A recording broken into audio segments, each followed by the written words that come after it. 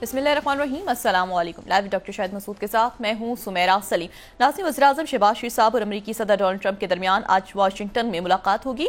वज़ीर-ए-आज़म और अमरीकी सदर की मुलाकात में आलमी और इलाकाई मामलात पर तफसीली गुफ्तगू मुतवक्किह है, जबकि दूसरी जानिब फ़लस्तीन अथॉरिटी के सदर महमूद अब्बास ने अमरीका की जानिब से वीज़ा फराहम न करने पर वीडियो लिंक के जरिए अक़वाम मुत्तहिदा की जनरल असम्बली से खिताब किया। उन्होंने कहा कि इसराइल के गजा पर हमले और नाकाबंदी महज जारियत नहीं बल्कि संगीन जंगी जराइम और इंसानियत के खिलाफ जुर्म है, जिसे तारीख़ इंसानी के बदतरीन अलमियों में शुमार किया जाएगा।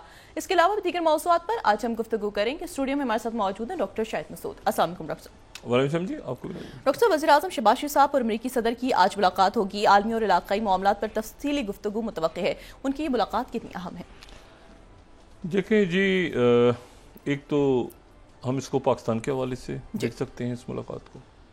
दूसरा ये है कि हम खित्ते और दुनिया के हवाले से देख सकते हैं। आज वाशिंगटन का जो वक्त है वो मकामी वक्त 4:30 बजे शाम, और पाकिस्तान में उस वक्त आज रात के या अर्ली मॉर्निंग आवर्स कह दें आप, 1:30 बज रहा होगा रात जब ये मुलाकात स्टार्ट होगी। और उसमें जो है वो शहबाज शरीफ साहब, उनके साथ उनके रुफ़का और हमारी अस्करी क़यादत field marshal general Asim Munir साहब की भी, अब जो एग्जैक्ट सामने आएगा तो उसमें कोई डिटेल्स अभी नहीं है, तो ये है कि ये वहाँ पर मुलाकात होगी। ये भी वाइट हाउस के ज़राए ने, यहाँ फ़ॉरेन ऑफिस से मेरी बात नहीं, वहाँ जो अमेरिका में जो बात हुई, तो वो ये होता है कि ऐन वक्त पे कोई मीडिया से बात करनी है नहीं करनी, क्या होता है, कुछ चीज़ें ऐसी होती हैं। क्योंकि प्रेसिडेंट ट्रंप जो हैं, ये ध्यान में रखें कि प्रेसिडेंट ट्रंप जो हैं वो जो एक ये जो तरीका आ रहा है ना माजी में हमेशा के थिंक टैंक्स को हायर किया जाए, लॉबिंग फर्म्स को हायर किया जाए, वो जो, और वो लॉबिंग फर्म बाहर से होगी तो फिर वो वाइट हाउस तक पहुंचाएगी, ऐसा ही वो किससे मुका दिए हैं सारे इन्होंने। अब जो थिंक टैंक है वो खुद वाइट हाउस है, मतलब कांग्रेस, और वो एक कॉकसस है, और जनाब कांग्रेस में लॉबी हो रही है, और वो एक पूरा अमेरिकन सिस्टम वो चला गया है। अब अगर आपने प्रेसिडेंट ट्रंप से बात करनी है तो आपने वाइट हाउस से बात करनी है। इससे पहले हमेशा ये होता था कि आपने अगर किसी भी प्रेसिडेंट से कोई लॉबी करनी है तो आपने एक लॉबिंग फर्म हायर कर ली और लॉबिंग फर्म को पैसा खिला दिया। अभी भी रखे हुए मुल्कों ने, अभी भी वो फर्म्स हायर की हुई हैं मुख्तलिफ मामलात के ऊपर। लेकिन जो प्रेसिडेंट ट्रंप का है मामला वो ये है कि वो प्रेसिडेंट ट्रंप से अगर आपने बात करनी है तो आपने वाइट हाउस से वाइट हाउस तक रसाई आपको चाहिए। अच्छा, ये जो तो पाकिस्तान जो है वो एक तो ये है कि ऐसा कोई बहुत बड़ी वाक़या भी नहीं होने जा रहा है कि प्रेसिडेंट ट्रंप से मुलाकात नहीं भी होती तो क्या हो जाता है, लेकिन पाकिस्तान तो अपने पास, लेकिन एक मुलाकात होना इस वक्त इम्पॉर्टेंट है। दूसरी जो बात है वो ये है कि तो हमारी बेहतरीन दुआएं और ख्वाहिशात भी बहुत सारी कि बहुत अच्छी वहाँ से ख़बरें हैं पाकिस्तान के लिए, ख़ित्ते के लिए, दुनिया के लिए। अच्छा, लेकिन अभी इस वक्त जो है वो हमारी गुफ्तगू के दौरान जो है वो एक मुलाकात हो रही है, और वो जो हो रही है वो तुर्की के सदर रजब तैयब एर्दोगान से मुलाकात जा रही है। तो इस प्रोग्राम के ऑन एयर जाने के वक्त मुलाकात चल रही है, उसके बाद देखते हैं कि वो ख़त्म हो जाएगी यकीन, जब तक ये प्रोग्राम जो है नाज़रीन देखेंगे। अच्छा, इसमें तो ये जो है ये दो मुलाकातें दरमियान में जो वक्फा आएगा उसमें वो कोई एग्जीक्यूटिव ऑर्डर्स वगैरह साइन करेंगे, और उसमें जो है वो देखते हैं कि उसमें वो दरमियान में क्या होता है। लेकिन ये मैं इसको अहम तरीन तारीखी मोड़ इसलिए कह रहा हूँ कि बहुत से वाक़यात हो रहे हैं। ये तारीख एक अपना एक नए रुख पे इस वक्त पूरी जो आलमी तारीख है ना वो ऐसे एक नया रुख इख्तियार कर रही है, और उसमें ये जो वक्त है जब ये लिखा जाएगा आने वाले दौर में, जब भी लोग लिखेंगे टर्निंग हो रहा था, ये नया वर्ल्ड ऑर्डर इमर्ज होकर सामने आ रहा था, तो कौन कहाँ था, तो उसमें सबसे पहले तो नाम लिखा जाएगा उन बेगुनाह नामालूम शहीदों का, गुमनाम शहीदों का, जिन्होंने फ़लस्तीनी रियासत के लिए अपनी जानें दी, हज़ारों लाखों, और उन्होंने अपनी जदोजहद नहीं छोड़ी। तो सबसे ऊपर तो ये उनका नाम लिखा जाएगा। और आज़ादी क्या होती है, मैं नहीं समझता कि दुनिया की तारीख़ में, शायद इंसानी तारीख़ में, इस तरह कोई कौम अपनी आज़ादी के लिए लड़ी हो जिस तरह फ़लस्तीनी लड़े। ये कहता है नेतन्याहू और इसका जो टोला है, ये कहता है कि फ़लस्तीनी कौम नहीं है। तो कौम नहीं है तो कत्ल किसको करते हो रोज़? फ़लस्तीनी कौम नहीं है तो कत्ल किसको कर रहे हो? बहरहाल, तो ये जो है ये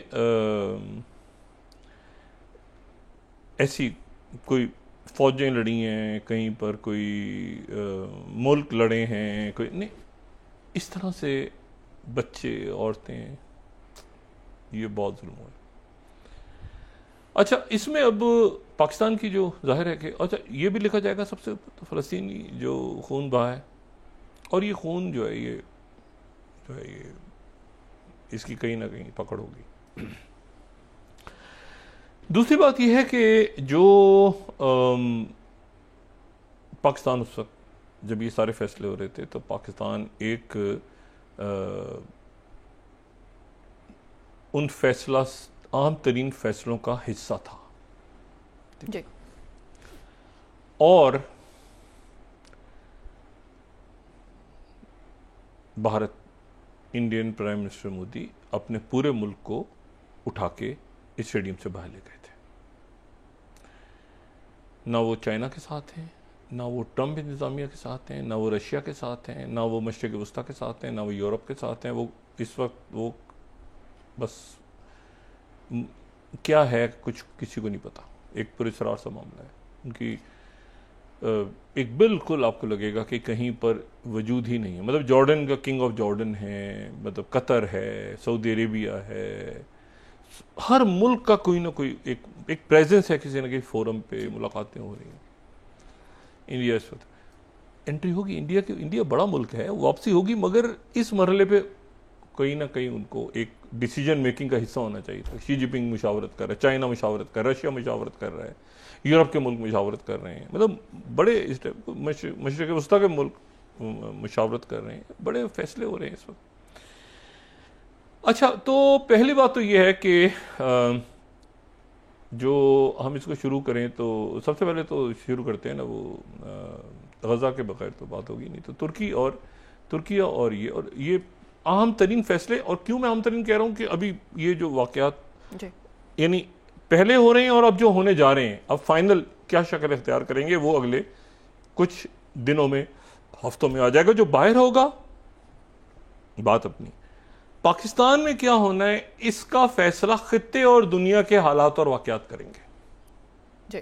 पीरियड। ये जो एक जुमला मेरा, मैं बार बार पिछले कई सालों से इसको कह रहा हूं कि ये इररिलेवेंट है। पाकिस्तान में जो भी कुछ हो रहा है ये इररिलेवेंट इसलिए है कि वाक़यात तो हो रहे हैं बड़े, ऐसा नहीं कि पाकिस्तान के अंदर, लेकिन जो हतमी मामलात हैं वो खित्ते और दुनिया के हालात और वाक़यात तय करेंगे। ये तो ये कैसे मैं कह सकता हूँ कि जो बजट ऐसा है या प्रॉब्लम्स नहीं है या जो मुख्तलिफ फैसले आ रहे हैं या सियासत हो रही है या इत्तेहाद है या पीपल्स पार्टी, मुस्लिम लीग नून या तहरीक इंसाफ के जो इश्यूज चल रहे हैं ये हैं, लेकिन जो हतमी मामलात हैं सारे वो खित्ते और दुनिया के हालात और वाक़यात तय करेंगे।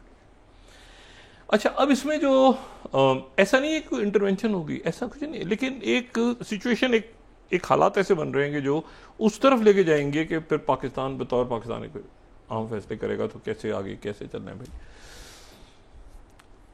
ट्रेड डील हो गई पाकिस्तान की कामयाबी के साथ, भारत की अटकी हुई है अभी तक जी।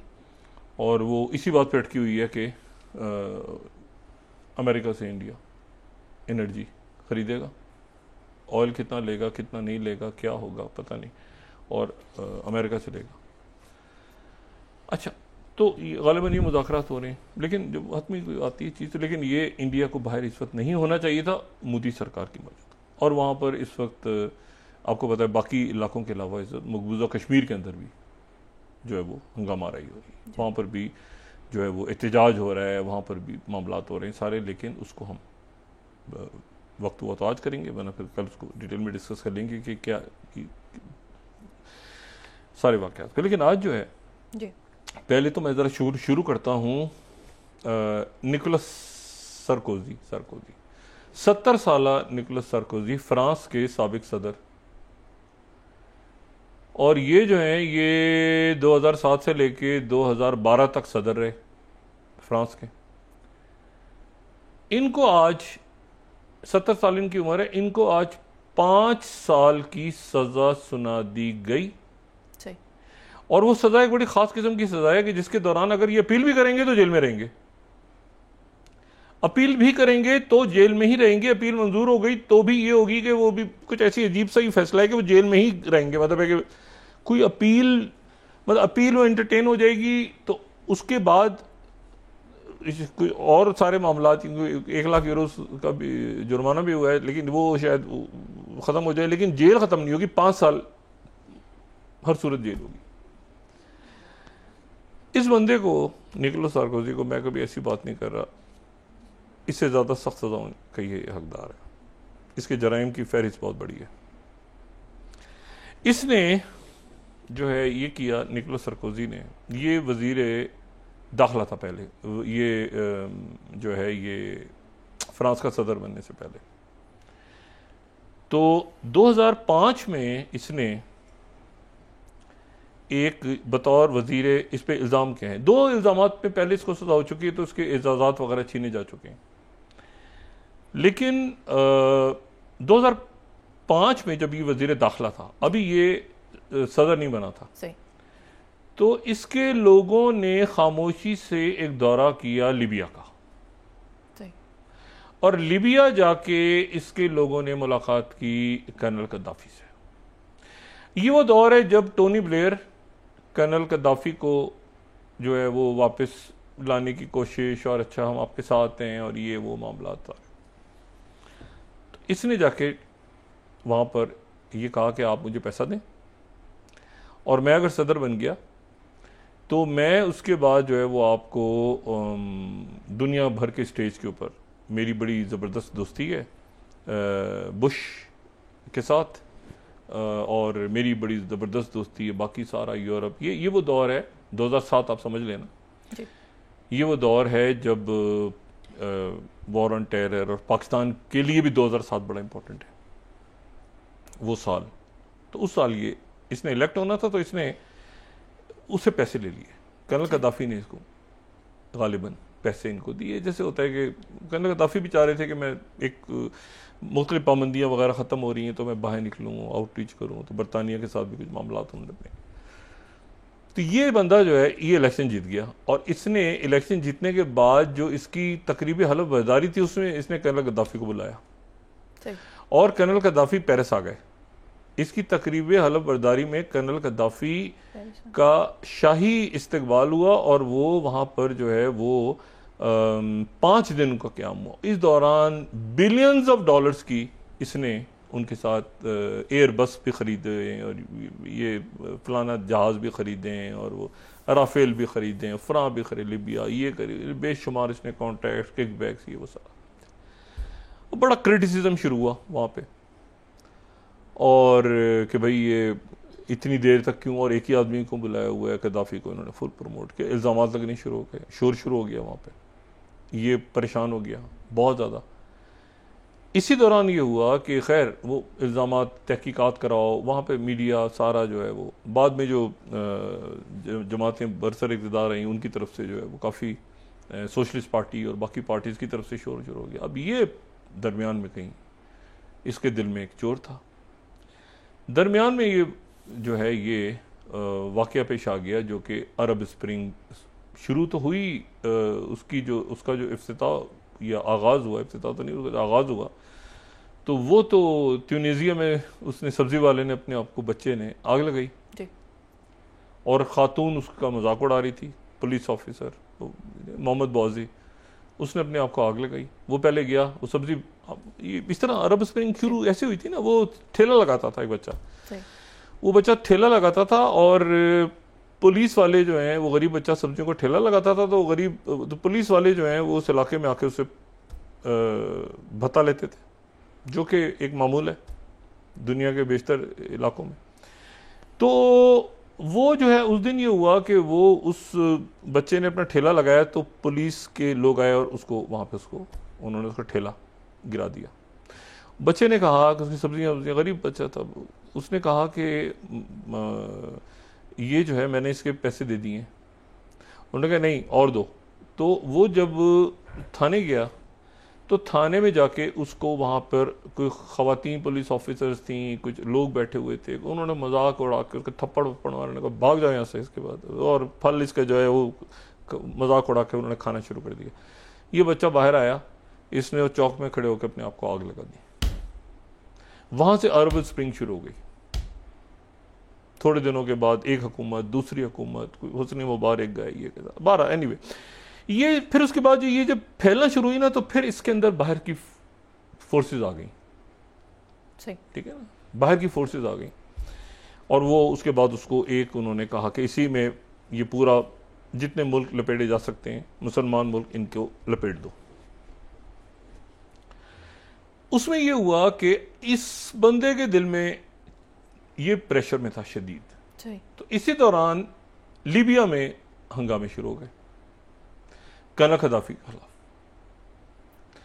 तो कर्नल कदाफी के खिलाफ जब हंगामे शुरू हुए तो अक़वाम मुत्तहिदा की थी वो करारदाद, मुझे इसलिए याद रहती है कि वो 1900 उसका जो नंबर है वो 1973 इत्तेफाक से, इसलिए मुझे याद रहती है हमेशा। 1973 का हमारा कॉन्स्टिट्यूशन तो याद है, वो UN रेजोल्यूशन नंबर 1973 है, वो पास हुई। तो इसने सबसे आगे, यानी हिलरी क्लिंटन, ये ईमेल्स का मैं उस डिटेल में नहीं जाना चाह रहा, लेकिन ये कि ये सबसे आगे अच्छा, और ये इसने कि जी ये हमला करो और मारो, कदाफी को मार दो। और उसके बाद ये हुआ कि अच्छा, उस वक्त तक ये यूरोपियन कमांड नहीं थी, यूरोपियन कमांड जो है, सॉरी अफ्रीकन कमांड नहीं थी, यूरोपियन कमांड तो अफ्रीकन कमांड उसके बाद जो है प्रॉपर अमेरिकन आर्मी की उसके उस दौरान आगे पीछे की बनी थी।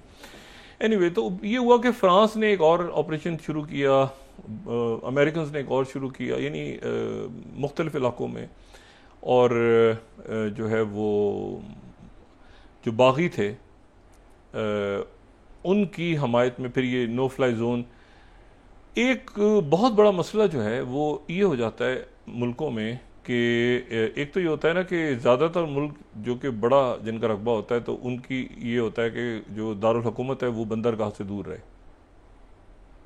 सही। कई मुल्कों का वो स्ट्रेटजिकली ये बात, इसके बाद में कभी बात करेंगे, लेकिन ये होता है कि दारुल हुकूमत जो है वो बंदरगाह से दूर रहे। मतलब मिसाल के तौर पे अगर सबसे मतलब जैसे बम्बई नहीं है, दिल्ली है, जैसे कराची नहीं है, इस्लामाबाद है जी, ठीक है ना, तो बंदरगाह से ज़रा दारुल हुकूमत दूर रहे तो बेहतर है। स्ट्रेटेजिक पॉइंट ऑफ व्यू से अमूमन ये बात होती है।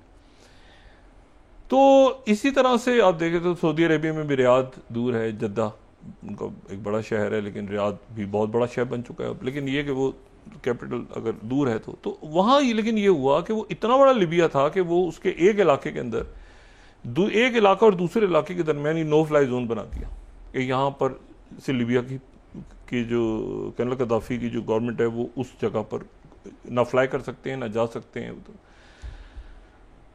वहाँ से फिर ये हुआ कि जब कर्नल कदाफी को फिर पकड़ के वहाँ पे उनको जिस तरह बेईमाना अंदाज में उनको वहाँ पे उनको शहीद किया गया, तो ये बंदा आगे था। उसके बाद ये हुआ कि इस पे ट्रायल जो चला है आज जी, वो ये चला है जिसमें सजा हुई है कि ये साबित हो गया कि इसने कर्नल कदाफी से पैसे लिए थे। आज जिस केस में इसको सजा हुई है 5 साल की, वो ये केस है कि इसने 2005 में कर्नल कदाफी से पैसे लेके 2007 में इलेक्शन जीता था, और इसमें लीबिया के पैसे थे। और इसके जितने गवाहान थे वहां पे, जो हुआ इसने पूरी कोशिश की, सब कुछ सारा कुछ कर करा के वो सारे सबूत सामने आ गए कि इसने इसके घर वालों के अकाउंट्स में, इसके अकाउंट्स में, बाकी जगहों पे, चले करप्शन को आप छोड़ दें, लेकिन फिर इसने उस मुल्क को तबाह करवाया, फिर उस शख्स को कत्ल करवाया है कि ऐसा ना हो कि कल को वो बोल पड़ेगे या कहीं से खबर बाहर निकल जाए, तो पूरा मुल्क से तोड़वाया। हिलरी क्लिंटन कहती है कि मैं इतनी इंटरेस्टेड नहीं थी लीबिया के अंदर जितना ये इंटरेस्टेड था। ये हिलरी क्लिंटन की वो कहती है वो गुफअप हो गया था वहां पे जो लोग मारे गए थे अमेरिकन एम्बेसी में। लेकिन मैं से भी कह रहा हूँ कि हिलरी कहती है कि मैं इतना इंटरेस्टेड नहीं थी, फ्रांस इंटरेस्टेड था। ये मुकदमा चल रहा है 12। अच्छा, अब उसमें सजा हो गई। अच्छा, तो अब ये भी एक बहुत बड़ा हुआ है कि लिबिया से के करप्शन, और ये फ्रांस की हिस्ट्री में या एक नया वाकया है, और उस वक्त है जबकि फ्रांस एक बहुत कलीदी किरदार इस वक्त प्रेसिडेंट मैक्रोन अदा कर रहे हैं कई महाजों पे।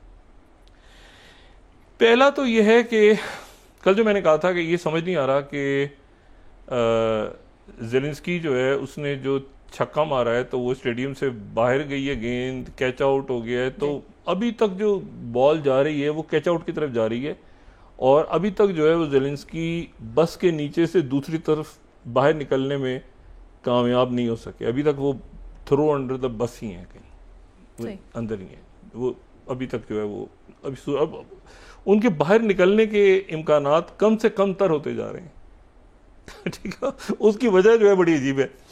उसकी वजह यह है कि जो मैंने कहा था ना कि उन्होंने लंबा सा एक ट्रुथ सोशल पे एक मैसेज डाला है बहुत लंबा सा कि यूक्रेन ये बहादुर बच्चा है और ये इसको चाहिए जाके पै जाए, ये लड़े जाके और अपने सारे इलाके वापस ले ले रशिया से, और ये करे और वो करे सारा। उसके ऊपर जो है जो बगौर जायजा लिए लोगों ने बाद में, तो पता ही चला है कि वो काफ़ी हद तक वो जो इनिशियल तज्जिया था मेरा उससे वो मुताबिकत है यूरोप के अंदर लोगों की, कि ये तो प्रेसिडेंट ट्रंप ने अपने आप को अलग कर लिया है। उन्होंने कहा है कि मैं यूरोप को असला बेचूंगा, आपने लड़ना नहीं है, आपने जीतना है, विन। उस पे मैसेज पे कैपिटल वो लिखे, कैपिटल जहां प्रेसिडेंट ट्रंप कैपिटल लेटर लिखे ना, इसका मतलब वो है, वो देखें, वो विन, WIN, जीतना है, लड़ना नहीं है। लड़ते तो सब, जीतना है, सारे इलाके छीनने हैं। कैसे छीनने भाई, मतलब कैसे, मतलब वो उधर जो है वो कह रहे हैं कि हम तो बियर हैं, मतलब हम कहां से पेपर टाइगर हो गए। अच्छा, उसके बाद ये हुआ, तो ये लड़ाई कौन लड़ेगा? यूरोप लड़ेगा, यूक्रेन लड़ेगा। यूक्रेन, अच्छा यूक्रेन नंबर 1 नेटो का ना मेंबर है ना मेंबर बन सकता है। नंबर 2, ना वो यूरोपीय यूनियन का मेंबर है ना बन सकता है। नंबर 3, वो शेंगन का ना मेंबर है ना बन सकता है। तो वो यूरोप में है या नहीं है, मतलब पूरा EU, वो ना नेटो में है ना EU में है ना वो कहीं दरमियान में फंसा हुआ है यूक्रेन। और यूक्रेन को बिल्कुल जो है ना वो अजीबो गरीब, उस ना नेटो देखे ना, कोई भी उसमें नहीं है, उसमें कोई भी नहीं है। तो अब उसके लिए जो है वो पैसा देंगे यूरोप के लोग, लड़ेंगे मरेंगे यूरोप के लोग और यूक्रेन के लोग, और अमेरिका से असला खरीदेंगे, और साथ ही रशिया पर भी नहीं लेंगे, और साथ ही जो है वो चाइना से भी नहीं लेंगे। अच्छा एक मिनट जरा, ये उस वक्त यूरोप के लोगों से बात हो रही है कि आपने चाइना से जो है वो नहीं लेना ऑयल। इंडिया भी तो इसी चक्कर में दबड़दूद हुआ कि आप रशिया का ऑयल ले। वो चाइना तो इस तरह की बातों को जूते की नोक पर रखता है। बात यह है कि वो चाइना से तो शी जिनपिंग से तो खुद मिलना चाह रहे हैं, वो बेताब है मिलने के लिए। बल्कि उन्हें दुख भी है कि वो ये जो बात की ना रशिया की इन्होंने फौज के बारे में, इसलिए कि वो परेड देखी है ना इन्होंने जो क्रेमलिन में हुई है और जो शी जिनपिंग की परेड हुई है, और वो साथ वो जो फुसफुसे से कुछ अमेरिकन फौजी, वो पता नहीं किसने अरेंज किए थे, मुझे नहीं पता ये कौन, कोई इनके साथ वाकई कोई गड़बड़, कोई अंदर कोई शख्स है जो इनको तंग करता है। कभी लिफ्ट खराब कर देता है, कभी टेलीप्रॉम्प्टर बंद कर देता है, कभी वो फुसफुसे से फौजी सामने ले आता है। मतलब वो प्रेसिडेंट ट्रंप को कोई अंदर कोई जो है ना वो प्रेसिडेंट बाइडन या कोई पुराने इब्राहिम लिंकन का कोई भूत वूत घूम रहे हैं अंदर, वो कुछ गड़बड़ जो है ना, प्रेसिडेंट बाइडन तो अभी जिंदा है लेकिन वो पुराने कुछ है ऐसा चक्कर के जो अंदर कोई गड़बड़ कर रहा है, ठीक है ना, जिसकी वजह से अब देखिए लिफ्ट बंद हो गई, टेलीप्रॉम्प्टर बंद हो गए। मतलब ये कोई अजीब सी बात है ना, मतलब 12। तो अब ये है कि वो प्रेसिडेंट ट्रंप ने कह तो दिया, लेकिन अच्छा उसके बाद फिर क्या हुआ, इन्होंने जनाब जाके कह दिया कि मैं तो जहाज गिराऊंगा, जहाज गिरा के पीछे हो गए। उन्होंने कहा 1 मिनट है, ये गौर करने की। उसके बाद वही डोनाल्ड टस्क पोलैंड के जो सदर हैं उन्होंने एक्स पे एक मैसेज डाला, सबसे पहले उनको समझ में आया कि प्रेसिडेंट ट्रंप ने क्या कहा है। सही। तो उन्होंने उसके बाद एक पोस्ट उन्होंने की। अब वो पोस्ट ये है कि प्रेसिडेंट ट्रंप, फर्स्ट हम दिखा सकें, प्रेसिडेंट, ये इनका नाम है डोनाल्ड टस्क, ठीक है, ये पोलैंड के जो है ये सरबराह हैं। वो कहते हैं प्रेसिडेंट ट्रंप हैज स्टेटेड कि Ukraine could with the support of European union regain all of its territory. This surprising optimism concedes a promise of reduced US involvement and a shift of responsibility for ending the war to Europe। यानी Europe पे डाल दिए सारा कि जंग तुमने खत्म करनी है, हम अमेरिका भाग गए पीछे से, ठीक है, truth is better than illusion. ये पोलैंड के जो प्रेसिडेंट उनकी तरफ से आ गया। अब इशू ये है सारा कि ये इसमें कोई रियलिटी तो है नहीं ना, कैसे। अच्छा, उसके साथ ही फिर एक और काम हुआ, ये पहुंच गए वहां पे सर्जाई लेवरोव। हमने कल बात की थी, सर्जाई लेवरोव पहुंच गए और वो बड़ा लंबा रूट लेके गए हैं किसी उनकी। अच्छा, एक पेपर टाइगर, ये वो सारी बातचीत है, उनकी बड़ी जबरदस्त मुलाकात हुई जनाब मार्को रूबियो से। कौन मार्को रूबियो? जो सेक्रेटरी खारजा भी हैं और नेशनल सिक्योरिटी एडवाइजर भी हैं। माइक वॉल्स के जाने के बाद उनके पास 2 जिम्मेदारी हैं। उनके साथ मीटिंग हुई। मीटिंग जो अब किसकी मीटिंग हो रही है? रशिया की और अमेरिका की, न्यूयॉर्क में। और वो प्रेसिडेंट ट्रंप जो कह रहे हैं तुम्हारी इकोनॉमी ठुस है और ये है और वो है, वो सारा पेपर टाइगर हो, थोड़ी देर मुलाकात हो रही है। ज़ेलेंस्की उधर ही घूम रहे हैं, ये क्या है भाई, ये क्या है। उसके बाद जो अलामिया है ना, वो अलामिये दोनों के अलग अलग हैं स्टेटमेंट्स, ठीक है। यानी जो अमेरिका का स्टेटमेंट है वो बिल्कुल अलग है। अगर हम डिपार्टमेंट ऑफ स्टेट को देखें तो उन्होंने तो 40 अल्फाज करके अपनी जिम्मेदारी मुका दी है ना, कि ये 4th को हम देखें तो वो कहते हैं कि सेक्रेटरी रूबियो की जो मुलाकात हुई है रशियन फॉरेन मिनिस्टर लेवरोव के साथ, ये अब ये आप देखें कि ये क्या है इसमें। वो कहते हैं सेक्रेटरी ऑफ स्टेट इनकी मुलाकात हुई और इसमें जो है वो उन्होंने कहा कि किलिंग बंद हो जानी चाहिए, मॉस्को मीनिंगफुल स्टेप आगे लेने चाहिए। तस्वीर हमने क्यों लगाई है? ये स्लाइड हम पूरी पढ़ नहीं पा रहे इसमें से। अच्छा, देख लेते हैं भी थोड़ी देर में, अगर हम इस स्लाइड को पूरा पढ़ेंगे तो हमें आइडिया होगा प्रोडक्शन टीम। लेकिन बहरहाल ये है कि उसमें इन्होंने जो है ये कहा कि हम एक durable resolution of Russia Ukraine war चाहते हैं। अच्छा, ये कंप्लीट हो रहा है बस यहाँ पे, ये जो है दैट्स इट। अब यहाँ पर अब आप देखें, मुझे बताएं कि इसमें कौन सी चीज़ ऐसी है जो कि कहीं पर आपको लग रहा है कि रशिया और अमेरिका के ताल्लुकात खराब है। अच्छा, जो रशिया की तरफ से आई है वो तो बहुत ही तफसीली है, ये दोनों ने अलग अलग निकाली है। ये प्रेस रिलीज 5th देखें ना, press release on foreign minister Sergei Lavrov meeting with US secretary of state Marco Rubio, इसको पढ़ें आप तो ये तो बहुत ही लंबी है। ये तो कहते हैं कि जी वो उनकी मुलाकात हुई, हाई लेवल पे हुई। अच्छा, ये जो है फॉरेन ऑफिस ने ये किया, यूक्रेन क्राइसिस की बात हुई, settlement follow, understanding Russia US. अच्छा, उसके बाद ये आगे पीछे पार्टीज ने जो म्यूचुअल इंटरेस्ट शो किया, पीसफुल रेजोल्यूशंस, जंग नहीं, 1 मिनट, जंग नहीं, पीसफुल रेजोल्यूशंस। इसमें जंग कहां से आ गई? इसमें ये कहां से आ गया कि असला लेना है? इसमें ये कहां से आ गया कि आपने इलाके छीनने वापस? Peaceful resolution. और उसके बाद जो है वो आप देखें इसमें पोजीशन, बायलेटरल एजेंडा हुआ, प्रोस्पेक्ट्स हुए, सोशो पॉलिटिकल कॉन्टैक्ट वगैरह वगैरह वगैरह। इसमें ये जिक्र का, और ये देखें ना, US side to remove the root cause of Ukraine conflict. और मिनिस्टर ने कहा कि ये जो स्कीम्स हैं ये चंद यूरोप के मुल्क और यूक्रेन कीव जो है उसकी तरफ से ऊट पटांग किस्म के मशवरे दिए जा रहे हैं, ये काबिल कबूल नहीं होंगे। उन्होंने कहा अच्छा खैर है, वो मार्को रूबियो की स्टेटमेंट का ऐसी कोई बात ही नहीं है, और ये अच्छा हुआ सारा। और उसके बाद ये कि आगे बातचीत चलेगी। तो इसमें लेकिन ये बात तय हो गई कि पीसफुल रेजोल्यूशन। अब पीसफुल रेजोल्यूशन जो है, मुझे आप ये बताएं कि ये पीसफुल रेजोल्यूशन में ये कहां से आ गया भाई कि ये जो है ये इसमें यूक्रेन ने असला खरीदना है और असला खरीदना है, और ये जो है ये असला खरीदना है और असला खरीद के उन्हें लड़ना है। तो ये जो है ये फाइनेंशियल टाइम्स ने फिर इसकी आज लीड लगी हुई थी अभी कुछ देर पहले, और वो ये थी कि यूरोपियन ऑफिशियल्स फियर कि Trump is preparing to blame them for Ukraine failure.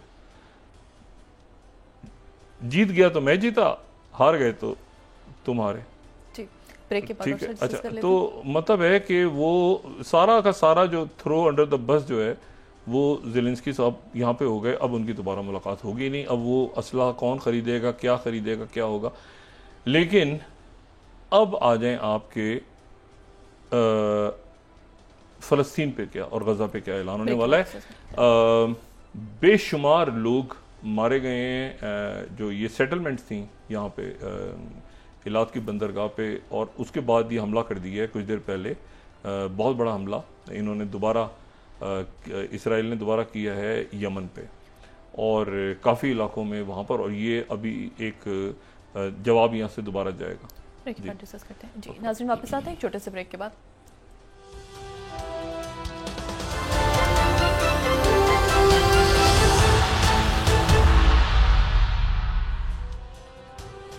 Welcome back नाज़रीन। डॉक्टर साहब, IMF का जायजा मिशन भी $7 अरब प्रोग्राम पर मुज़ाकरात के लिए पाकिस्तान पहुंच गया।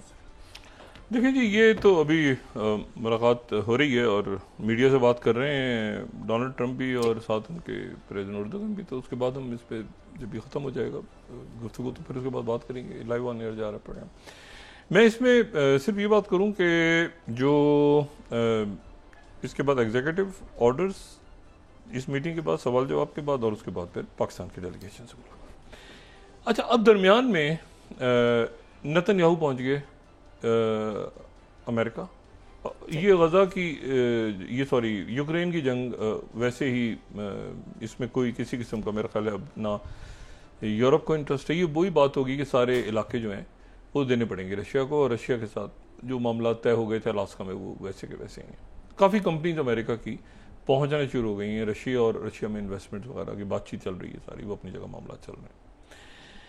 अच्छा, अब जनाब जो कल भी मैंने बात की थी और पहले भी बात कर चुके हैं कि एक माहिदा जो है वो पेश हुआ है, और वो माहिदा जो है वो नेतन्याहू का इंतज़ार हो रहा है। लेकिन उसमें इत्ते वित्कॉफ ने भी जो बात की है सामने, और वैसे भी जो हर तरफ बात हुई है, वो ये है कि इसको पहले भी हम बहुत दफ़ा बात कर चुके हैं, और इसमें कोई ऐसी नई चीज़ इसमें नहीं है सवाए इसके कि एक गज़ा की जो एक अथॉरिटी है वो बनेगी, और ये जो गज़ा की अथॉरिटी होगी उसके बाद ये जो है ये गज़ा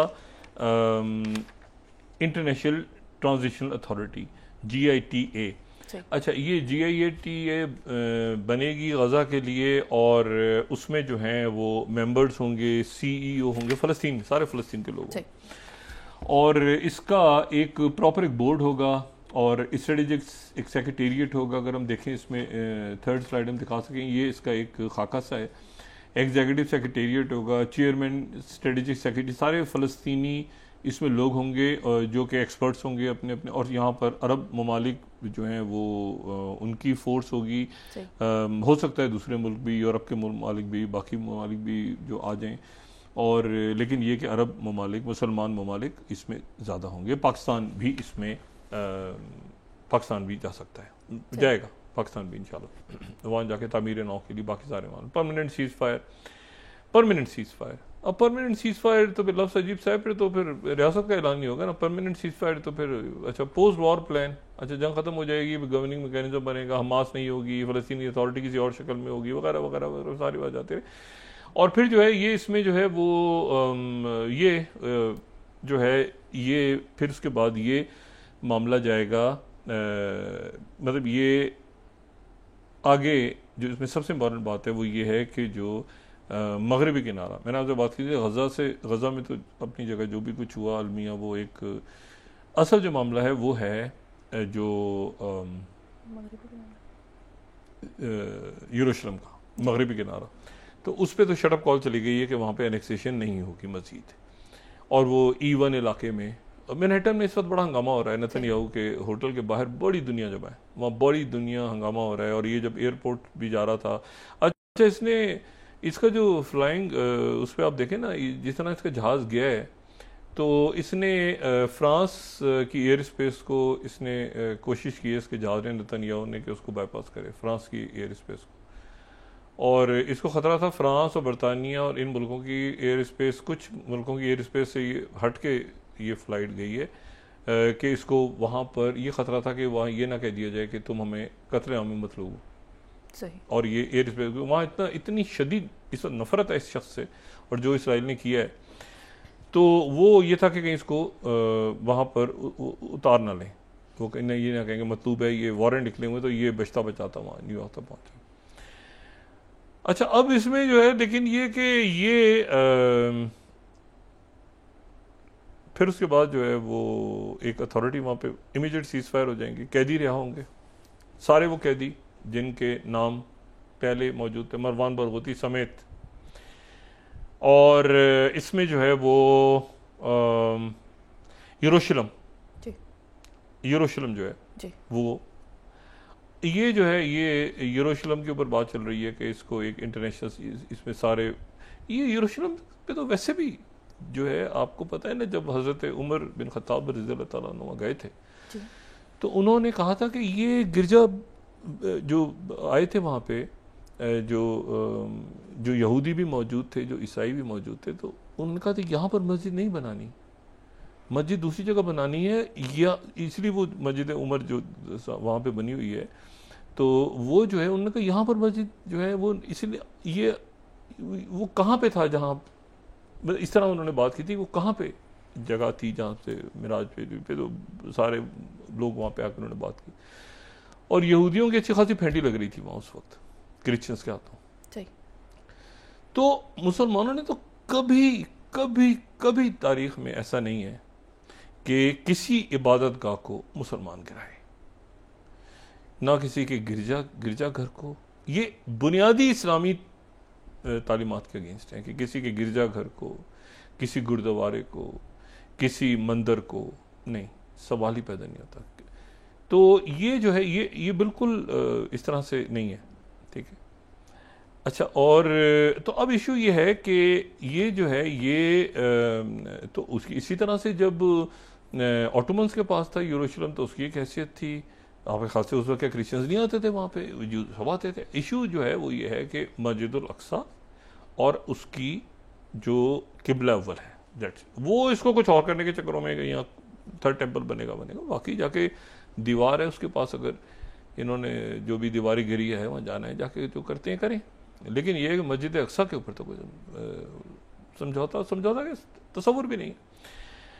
तो ये जो है उसका दारुल हुकूमत जो है, तो मगरिबी किनारे की सेटलमेंट्स, मैं आपको एक बात बता दूं जी, ये होने दें, अभी जो भी ऐलान होता है ये हो जाए। ये आप क्या समझते हैं, ये बंदा इसको नहीं पता कि मेरे साथ क्या होना है आगे जाके? अभी तो वो बिल्कुल अहमद शहरा, अभी तो ये कि बस ये अनाउंसमेंट हो जाएगा। अच्छा, अब अमेरिका की ये भी तो बात है ना कि अमेरिका के पास क्यों जा रहे हैं, सारी दुनिया एक तरफ है तो अमेरिका है। ये इसलिए कि ये रियासत बनने का तरीका ये है कि वीटो पावर अमेरिका के पास है, अक़वाम मुत्तहिदा में वीटो पावर चूंकि अमेरिका के पास है, तो सारे मुल्क अगर कह भी दें, अगर 190 मुल्क कर दें कि जी हमने बात की है, या 192 मुल्क कह दें कि हमने बात की, एक मुल्क वीटो कर दे खड़ा होकर, तो वो सारी की सारी करारदादें खत्म हो जाती हैं। तो इसको वीटो नहीं करना अमेरिका ने भी मानना है, तो फिर सारे दुनिया मानेगी, तो फिर ये वो एक ट्रम्प कार्ड है ना अमेरिका के पास। तो कहते हैं अमेरिका के पास क्यों जा रहे हैं भाई, अमेरिका पे इसलिए जा रहे हैं कि वो अमेरिका के पास भी जाना है, आपने बरतानिया को कोई वीटो ना करे। ये P5 मेंबर्स हैं ना परमानेंट, तो जो बाकी जो नॉन परमानेंट मेंबर्स हैं वो तो रोटेट होते रहते हैं, तो ये जो है ये वीटो ना हो, तो वीटो की वजह से जाना पड़ता है।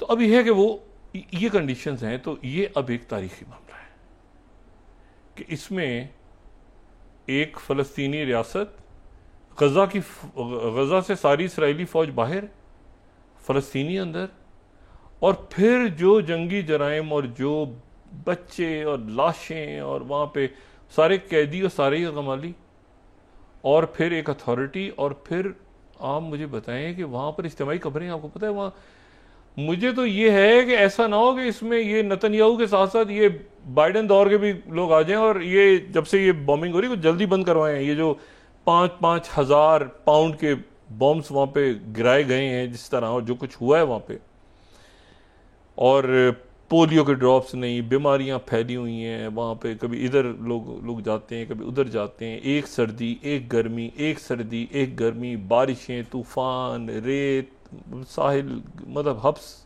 आप देखें ना कैसे उन लोगों ने ये दिन गुजारे हैं। और आज को ये कहते हैं कि 74 जगहों पे आज इन्होंने तेज़ी के साथ वहाँ पे हमले किए हैं। आज भी बहुत सारे लोग शहीद हो गए हैं। तो ये है कि ये हर गुजरती घड़ी जो है ना, ये एक मेरे ख्याल से एक अजाब लेकर आ रही है सबसे। अच्छा, इसमें तो ये फौरी तौर पे अचानक दरमियान में आज इकोनॉमिस्ट ने बड़ी अजीब खबर लगा दी। ये इकोनॉमिस्ट में देखा मैंने कहा ये 1 मिनट ठहर जाओ तो गौर से देखो, इकोनॉमिस्ट में ये गलत तो नहीं आ गया, कोई गलत तो इकोनॉमिस्ट के अंदर नहीं आ गया। इकोनॉमिस्ट बड़ा जरीदा, मुस्तनद जरीदा, तो उनका अगर हमारी टीम ने उसकी स्लाइड बनाई, वो मैंने पढ़ा पूरा आर्टिकल, मुझे समझ नहीं आया कि ये कहाँ से निकल के आ गया है।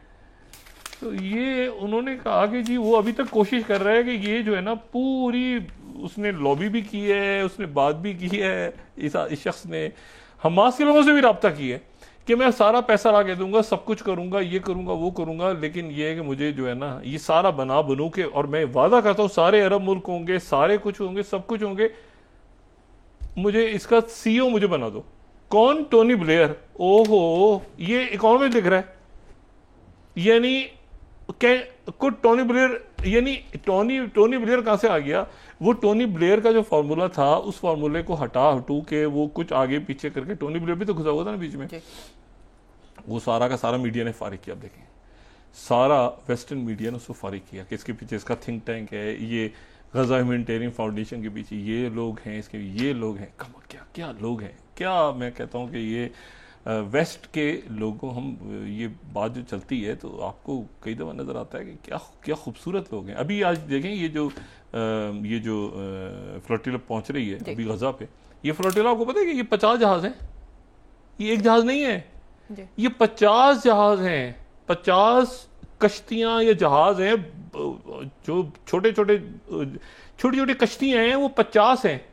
वो फ्लोटिला जो है ना वो एक नहीं है, ये 50, यानी एक से मुराद तो एक जहाज नहीं है, 50 कश्तियां हैं, उसमें 44 मुल्कों के लोग हैं 50 कश्तियों में, जिनके ऊपर जो है वो, अच्छा ये सामान लेके, सब कुछ लेके, इनके ऊपर जनाब वो उन्होंने ड्रोन मार दिए। और आज एक तारीख नहीं लिखी गई इनकी मदद के लिए 2 मुल्कों की, कि इसराइल इन पे हमला ना करे, 2 मुल्कों की नेवी आ गई है इनकी मदद के लिए कि फ्लोटिला पे अगर अटैक हुआ तो हम जवाब देंगे, यानी हम फायर खोल देंगे, हम फायर खोल देंगे, स्ट्रेट फायर खोल देंगे अगर इस फ्लोटिला पे अटैक हुआ।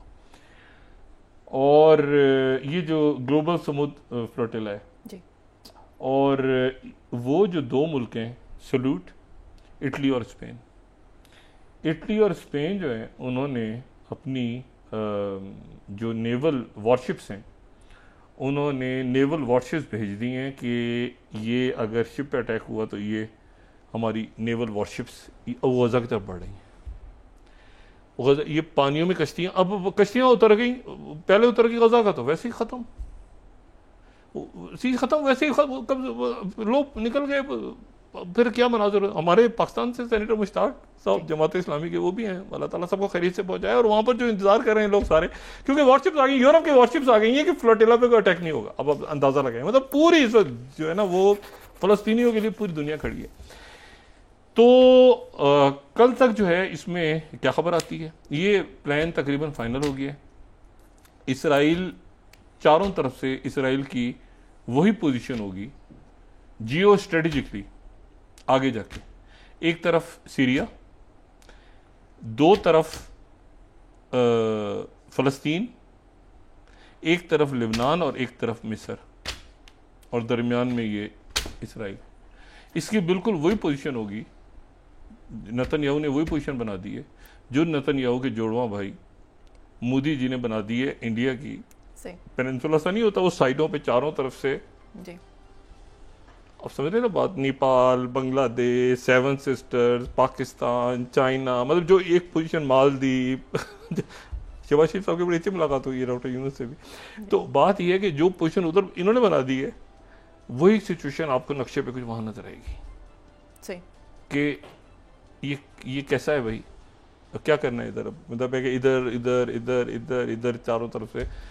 तो ये जो है बहरहाल ये इंडिया इससे निकल आएगा। इंडिया, ये मोदी जी की पॉलिसीज हैं, इंडिया के लोग बड़े दबंग लोग हैं और वो निकलेंगे इससे। मैं इंडिया के लोगों को, ये मोदी जी से अलग समझता हूँ, बड़े ज़बरदस्त लोग हैं, लेकिन ये है कि ये गलती कर गए। शशि थरूर जो है ना, ये वो पुराने दौर के हैं ना, तो ये कांग्रेस मैनों की लॉबियाँ पकड़ रहे थे, लॉबिंग फर्म्स, वाइट हाउस तक गए नहीं। वाइट हाउस तक जाने के लिए आप कांग्रेस की कोई हैसियत नहीं है सर, कॉकसस की कोई हैसियत नहीं है। कांग्रेस मैन के आप लॉबी करते रहे, प्रेसिडेंट ट्रम्प व्हाइट हाउस तक, वो ये 3 हमारे 4 कांग्रेसमैन उधर हैं तो 5 उधर हैं तो पैसे करो, कोई no, Trump is Trump, that's it. वो थिंक टैंक उधर ही है सारा, उधर ही जो भी है वो व्हाइट हाउस है। व्हाइट हाउस में अप्रोच ही नहीं है इनके इनका कोई खैर खा इंडिया का नहीं बैठा। और बाकी ये अब क्या मामला आप कैसे चलाते हैं चाइना के साथ या बाकी एससीओ के साथ या ब्रिक्स के साथ, या देखिए, लेकिन ये कि मोदी जी ने यहाँ ले जाके खड़ा कर दिया इंडिया को, और इस दुआ के साथ कि कल तक अच्छी खबर है, पाकिस्तान की मुलाकात, पाकिस्तान की डेलीगेशन की बहुत कामयाब हो, जो कि ना सिर्फ पाकिस्तान के लिए बल्कि दुनिया के लिए और ख़त्ते के लिए एक ज़बरदस्त किस्म की खबर लाए, और उसके साथ ही गज़ा के हवाले से खबर आए अच्छी, और ये यूक्रेन की जंगबंदी होनी चाहिए, यूक्रेन की भी जंगबंदी हो और ये फ़लस्तीन का भी जल्दी ऐलान हो, और ये खैरियत के साथ ये फ्लोटिला भी पहुँचे आगे। तो बस इन दुआओं के साथ तारीख़ जो है, नई तारीख़ लिखी जा रही है इस वक्त, और देखते हैं कि उसके क्या इफेक्ट्स और आफ्टर इफेक्ट्स होते हैं। जी बहुत शुक्रिया डॉक्टर साहब। नाज़रीन के साथ आज का प्रोग्राम अपने अख्तिताम को पहुँचा, मुझे सुमेरा सलीम को इजाज़त दीजिए। अल्लाह ने के मान। जी डॉक्टर साहब, अपना दोस्तों रिश्तेदारों के लोगों का सब ख्याल रखिएगा। हाफिज़।